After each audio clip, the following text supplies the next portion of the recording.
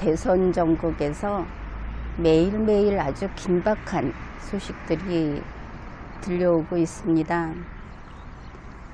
어제 오늘은 윤석열 전 대통령이 국민의힘을 탈당하느냐, 국민의힘에서 쫓아내느냐, 이런 게 또 중요한 뉴스였습니다.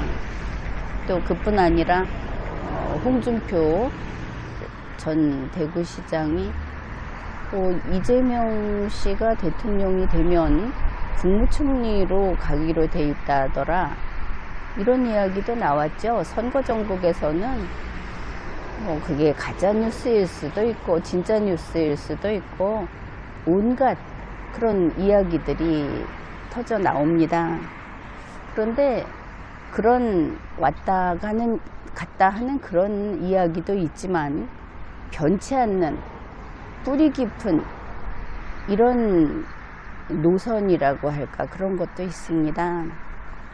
지금 보면은 윤석열 대통령을 지지하는 사람 중에 이제 50%가 돌아섰다. 윤석열 대통령과 손잡고 선거운동을 하지 않는 김문수를 버린다, 이런 말도 나오는데 그것을 보고 대단히 어이가 없었습니다. 김문수 후보가 당선이 안 되면 윤석열 집단이 죽을 텐데, 그런데 자기네가 큰 소리를 치면서 내가 인기인인데 내가 손 안 잡아주면 김문수 당신은 망한다, 이러고 있는 것이죠.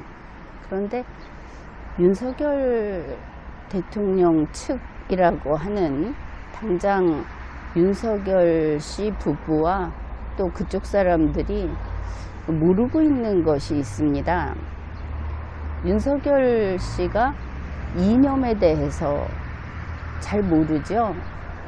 그게 우리나라에서 즉 100년을 향해 달려가는 이념 전쟁에 대해서 전혀 모르는 겁니다. 더불어민주당에서는 이 내란범들을 반드시 척결하겠다.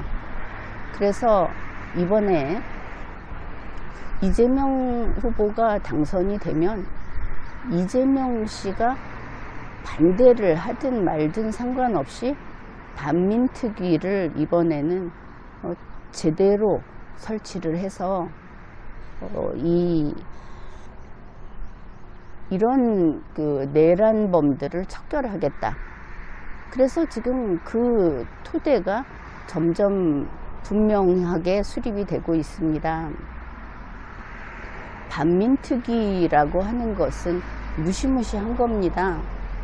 1945년 그 이후 그 무렵의 반민특위 기록을 보면 그야말로 군중재판입니다. 일부러 지금 그 광화문이나 이런 데 있는 시위꾼들 손에 심판권을 줘서 민중의 뜻이다, 이렇게 하는데 반민특위 지금 밀어붙이고 있고 윤석열 비상계엄 내란은 변명의 여지도 없습니다. 그런데 자기들이 지금 얼마나 위험한 처지인지 모르고 있는 것 같아서 딱할 뿐입니다. 그래서 이재명 대통령이 된다 하는 것이 나중에 그러면 좀 잘 보이면 되겠지, 이게 아니라는 것이죠. 이제는 이념 전쟁입니다. 바로 윤석열 대통령도 반국가 사범을 척결하겠다고 했죠. 지금 그 반대 상황이 기다리고 있는 겁니다. 그래서 12.3 비상계엄 내란은 없었던 것으로 되지 않고, 그리고 지금 대법원에서, 그러니까 대법원까지 가면서 법꾸라지 짓을 한다든지 지금까지 해왔듯이 여러 가지 우리 쪽 판사가 있으니까 이런 게 통하지 않습니다. 윤석열 내란 수괴 그리고 내란 범들은 반드시 척결됩니다.